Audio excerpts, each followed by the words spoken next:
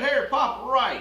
I'm gonna tell you a little story about Ray Bob Jr. It's quite the embarrassing one, so next time you're down there at the Moonshine Meth Emporium, you mention it, you might get a little discount. Anyways, old Ray Bob was about 16 years old, and he was out there in the yard, running around playing, doing something. We don't know what he was doing. Me and Granny was in there on the sofa couch. You know, the little one they called a love seat, because we were getting ready to make us a little love. Anyways, I heard a big old commotion going on outside, so I got up and opened up the door. I said, what the hell's this boy doing? He's out there rolling around in the damn ditch naked as a jaybird.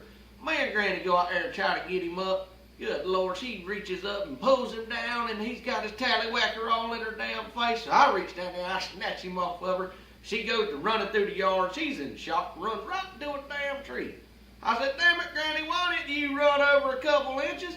Ray Bob talking about, Paul, it's longer than a couple inches. I said, boy, ain't nobody talking about your damn pecker. Hey there, Paul, what you talking Oh, about? I'm just telling the fine people about my constipation trouble. Well, you know I got a pill to help you with that. What's that, want to make your booty leak? No, I want to make it stop. Well, boy, I don't need it to stop. I need it to get going, man. I'm constipated as hell over here. My damn butthole hurts. So ain't you been to the doctor first? Well, all he wants to do is stick his damn finger in there. I'm trying to get molested by these doctors. I don't blame you. All right, Paul, just make sure you okay. I'll talk to you later. Well, this damn reporter got to get better damn health insurance. Boy, I'm about tired of your ass.